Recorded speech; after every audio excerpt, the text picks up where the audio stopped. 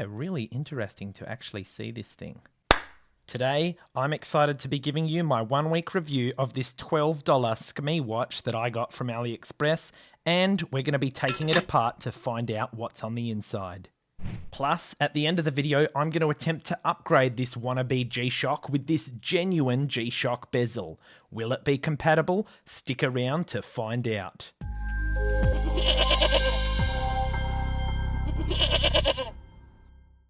We're going to be utilising my new 25-piece hex screwdriver set, which we picked up from AliExpress in our last unboxing video for just $3.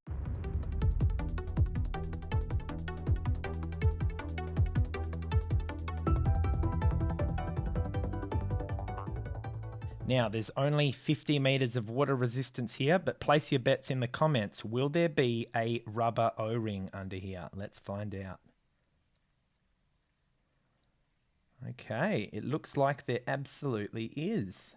And I know this is only a $12 watch, but we are going to treat this like a real G-Shock and just give that O-ring a bit of grease just to make sure when we put it back together it is waterproof. Fascinating. It definitely looks like the module is a little bit more enclosed than with a Casio. So let's try and take it out. Gee. Snapping my toothpick. It's definitely a bit tighter in there, guys. Okay, here we go. This is our module. There it is. Very similar to the inside of a Casio, and even the way they've done the pushes here with these little E-clips on the inside makes me wonder, do you reckon any of the parts on this could be used as cheap spares for the internals of a Casio? And just out of curiosity, I've got my genuine G-Shock lens here. I wonder if these are the same size, because that would be pretty cool if we could actually substitute in my real lens. What do you reckon? Close-up look at the module. It does look a bit thicker than a G-Shock or Casio module, so I don't think we'd be able to substitute a genuine module with a SKMEI one. Smash the like button if you're enjoying the video, and let's get it all back together so I can provide my 1-week review of the SKMEI.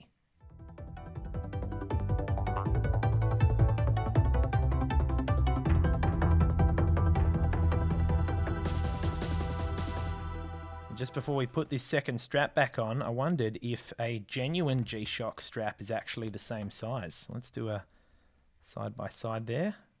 Looks about the same to me. I reckon we definitely could install legit straps if we wanted. So that's what the inside of a SKMEI 1628 looks like, guys. But I've been wearing this watch for the last 1 week, so what were my overall thoughts? Let's get into what I liked about this watch.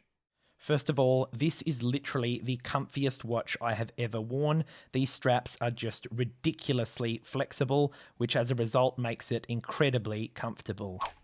For comparison, here is a genuine G-Shock strap, and just look at the way it rigidly returns to its position, whereas with the SKMEI, it just kind of bounces and flops all over the place. Now, long term, I'm yet to see whether this strap will last very long, but one thing I know for sure, it is way comfier than a G-Shock. The second feature I really liked with this watch is that you can set an alarm for a specific date. Say the 3rd on a particular day, maybe you wanted to remember someone's birthday, and this alarm will only go off on that date. So I did use this, and it is a pretty handy feature for such a cheap watch. And speaking of alarm, it's time for the Sleepy Goat alarm test. Was this watch loud enough to wake me up? Let's find out.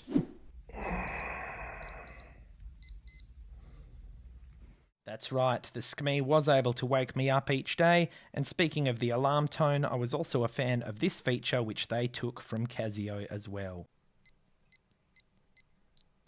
And I really do like that because it just means you can get back to the main menu without even looking at your watch.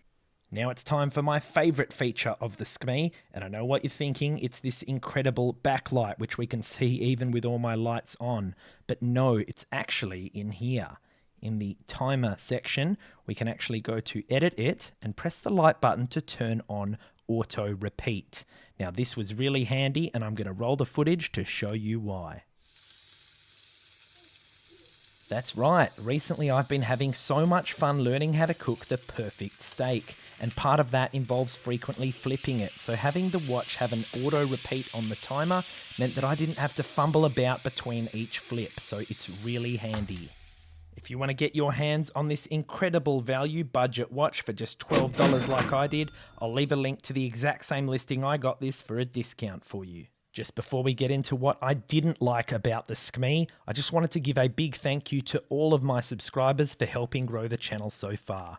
Also, a massive shout out in particular to our Goat Crew channel members like Brian here, who's been supporting the channel for 2 months now and has earned himself a cool badge to show for it. You absolute legend. I've also recently published some changes to our membership offering, so make sure you click the join button below this video to check it out. So as for what I didn't like about this watch, it really comes down to a few limitations with the controls. As an example, one of my pet peeves with watches is when you go to adjust them and it only lets you scroll one way. So let's say I wanted to go to 59 minutes, I actually cannot do that. If I press the down button, it just cancels it. So I would have to go all the way up to get up to 59, and the stupid thing is you can't just hold it down. So I feel like that would be a super Oh my god, you can hold it down. This whole time I've been pressing it one at a time. Okay, I retract my statement. That's actually pretty cool. So the only other real complaint I have about this watch is that the screen picks up dirt quite quickly, just like our GBD 200, which was a recent Watch of the Week episode if you want to check that one out. But I've already given this a quick clean before the video, so you can't really tell. Accuracy. What about the SKMEI's Quartz movement? Has it lost or gained time over the last 1 week since I set it? To compare, I have my GBD 200, which is Bluetooth to my phone for the correct time. As you can see, we have lost or gained about 8 to 9 seconds. So if we multiply that out, you're going to be losing about 30 to 40 seconds per month with the SKMEI. Oh, and one other thing I wanted to ask you guys about actually is this little symbol here above the seconds. It seems to sporadically turn on and off. The only pattern I can come up with is that it never stays off for more than 2 seconds in a row, and it can stay on for up to 5 seconds in a row, but I don't know what it means and there's nothing in the instructions about it, so please let me know what you think that little symbol means. By the way, some of you may be familiar with a test you can do on Casios by holding down certain button combinations to initiate an LCD test and determine whether it's real or fake. Well, I figured out how to do so on the SKMEI. It is the 2 left buttons and the top right, and there you go. But guess what, SKMEI? It doesn't matter what you tell me, real or fake, you are still a fake G-Shock. Ram that like button, because now it's time to find out if this SKMEI can handle a genuine G-Shock bezel. Let's get started. Now, just before we put the new one on, I want to give a fair comparison of these bezels. Let's overlay it there. I guess this screw hole looks a little bit bigger. Very, very similar, guys. I'm not going to be surprised if this can fit, and I'm very hopeful because I love the way this bezel looks with the black straps. Well, that was a huge success, and the genuine G-Shock bezel is a perfect match for the size of the SKMEI. And you have no idea how delighted I am to see this awesome Sandland bezel with the black straps again. This is exactly what my old B5600 looked like before I was forced to strip it apart to build our Mr. G. And by the way, I highly recommend you watch the Watch of the Week episode with this one to see how much fun I had with this design. Now here's the part where you come in to help me decide what I wear as our next Watch of the Week. On the right, I have this green DWD 5600 time distortion G-Shock, and on the left we have this blue W219H.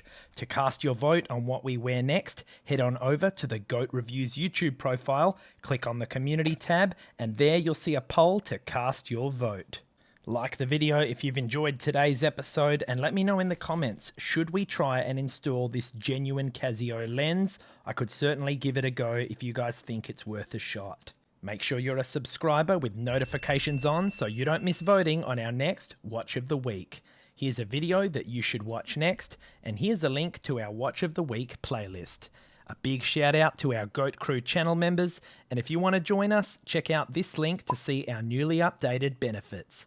Thanks for watching, and I'll see you in the next review.